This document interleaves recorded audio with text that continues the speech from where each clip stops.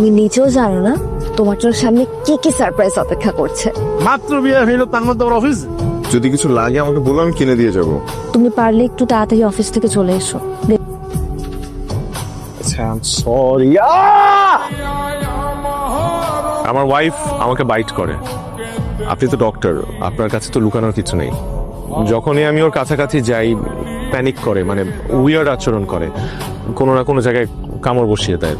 আপনার ওয়াইফের স্বভাব চরিত্র কেমন? মানে সে খুব খিটখিটে, বদমেজাজি? একদমই না। আপনার হার্শ আচরণ করতে হবে, তবে সেটা বাসায় না, বাসার বাইরে। তখন দেখবেন তার রিয়াকশনটা কি। প্রবলেম কি তোমার?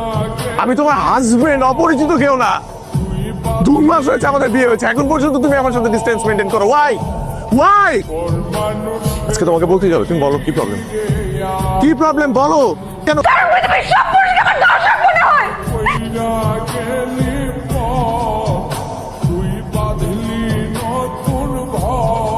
লোকটা কে আমাকে বলা যায়? মামারা করেছে। আপু, আমি যতদূর জানি আপনি নিপার সবচাইতে ক্লোজ কাজিন। ও আপনার কথা সব সময় বলে, এমনকি ছোটবেলা থেকে আপনার সাথে সবকিছু শেয়ার করেছে। আচ্ছা আপু, আমাদের বিয়ের আগে ওর কি কোনো সম্পর্ক ছিল কোনো ছেলের সাথে, যে সম্পর্কটা হয়তো ঠিকঠাক মতো শেষ হয়নি, বা কোনো বাজে কোনো স্মৃতি হয়ে গেছে? না তো, ওর তো কখনোই কোনো বয়ফ্রেন্ড ছিল না। ছোটবেলায় কি ওর সাথে এমন কিছু ঘটেছে যেটা ধরো কারোর সাথেই শেয়ার করতে পারিনি, হয়তো আপনার সাথে শেয়ার করেছে? আপনার কি এমন কিছু মনে পড়ে? ছোটবেলা থেকে তো আমরা একসাথেই বড় হয়েছি, কোনো কিছু ঘটলে তো জানতাম। নিপার সাথে কি এমন কোনো ঘটনা ঘটেছে ছোটবেলায় যেটা ধরেন তার বাবা মা কখনো কারোর সাথে শেয়ার করে নাই, যেটা আপনি জানেন? আমি এত বছর যে আমাদের আছি, আমাদের পরিবারের লোকের মতো তো হয়ে গেছে। এরকম কোনো ঘটনা আমি অবশ্যই শুনছি, আমি এসব কিছু শুনি না। কি ব্যাপার, আজকে হুট করে আমাদের বিয়ে ভিডিও দেখার ইচ্ছা হলো যে?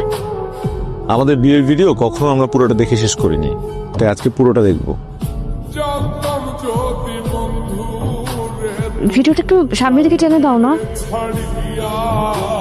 এই লোকটা কে? আপন খালার হাজবেন্ড, নিজের ছোট ভাইয়ের মতন দিতাম, কিন্তু ওর ভেতর যে এইরকম একটা পাষণ্ড জানোয়ার লুকিয়ে আছে, কোনোদিন বুঝতে পারিনি। নিজের ওয়াইফের ভাগ্নি, নিজের সন্ধানের মতো তার সঙ্গে আমার বোনটার সাথে এত বড় একটা ঘটনা ঘটছে, অন্যায় হয়েছে। ভাইয়া, তুমি এখন কি করবা? আমি কিছু করবো না, যা করার নিপাই করবে।